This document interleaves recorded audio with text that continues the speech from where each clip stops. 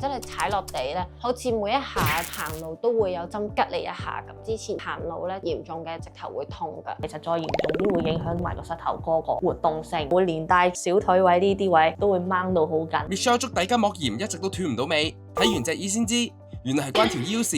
我平時行開山啦，跟住跑步啦，最近有做 gym 同埋玩 high rocks 添。自從跑完渣馬之後咧，因為跑量比較多，足底筋膜有啲痛，會令到我跑步唔可以再跑長距離啦。一跑長距離咧就會加劇咗個痛楚。我每次跑完步翻到屋企都會踩按摩球，唔係完全可以好翻晒，因為始終唔係真係可以深入去到嗰個痛點啊，只係舒緩咗。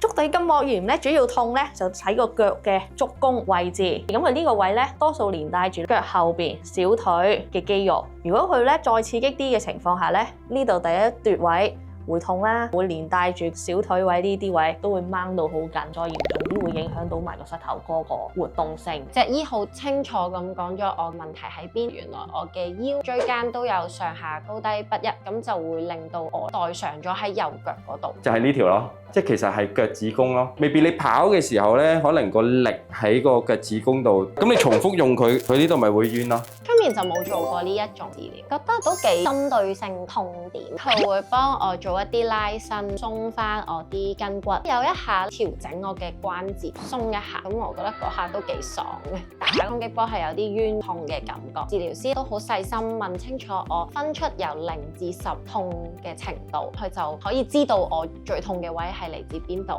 我覺得做完都即刻鬆咗，踩翻落地咧好似輕鬆咗，所以我覺得唔係有事先要睇醫生，平時嘅保養對身體都好重要，咁樣先可以喺運動上發揮得更好。